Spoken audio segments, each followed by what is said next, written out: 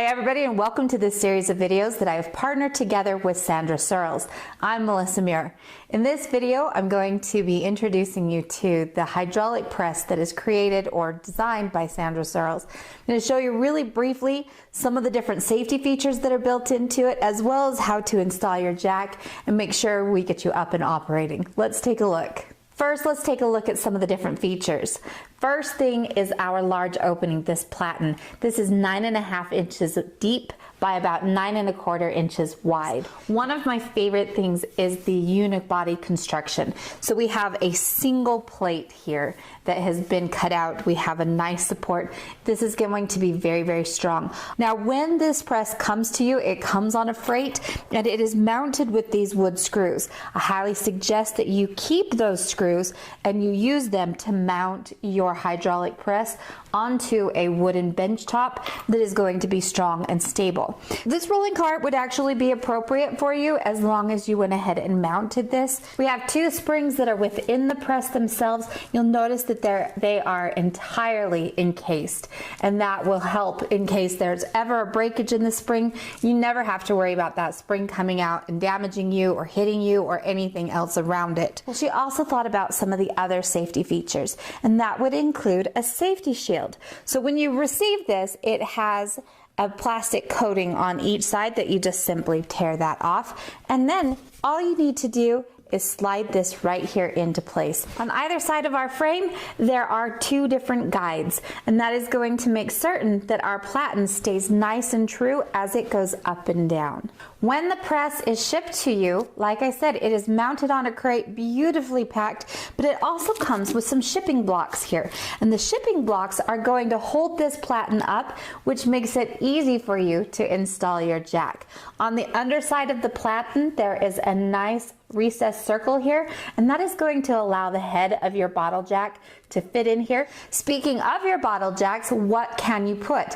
Well, most hydraulic presses are used around 20 tons, but this guy will hold up to a 32-ton jack as well. Now, one of the things I like to do is to get these thick padded blue paper towels, kind of the ones you would find into a shop. And the reason for that is because jacks sometimes can leak oil. Not always, but even some of my nicer jacks have leaked a little bit. So I like to put that in here, and then I can place my jack just on top of that.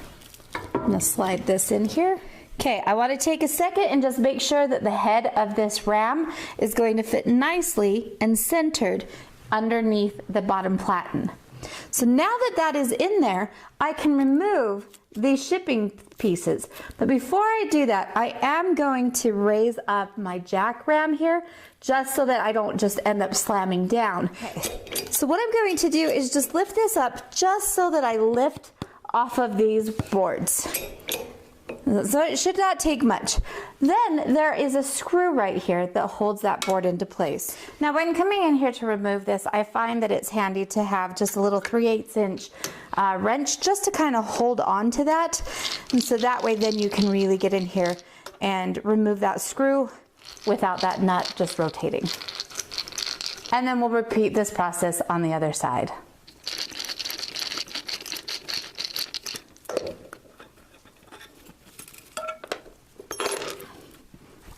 Now, once you remove the screws, we can now release the pressure on our jack, and the platen should come down nice and slowly.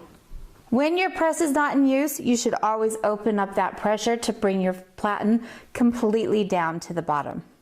In addition to the press, she also includes several different pieces of tools or equipment, one of which is also an accessory rail. So the accessory rail makes it so that I can take my tooling, insert it into the accessory.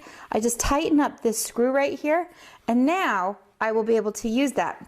To install this, what I like to do is to take the end of the hex key.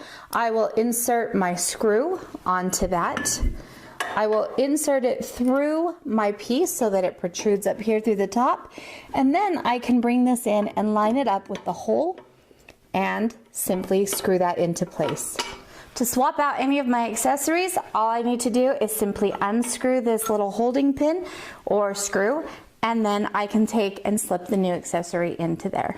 Now, another thing that I really like about this press is that there is some storage built into this. So I can keep things like my accessory rail, maybe some of my accessories, my cutting lube, or even like a pancake die or two. Now, in addition to working with bolt-on accessories such as our accessory holder, well, you can also use any of your magnetic tooling as well. Now, as you can see, we have a very large opening here. You should never fully extend the ram of your hydraulic jack.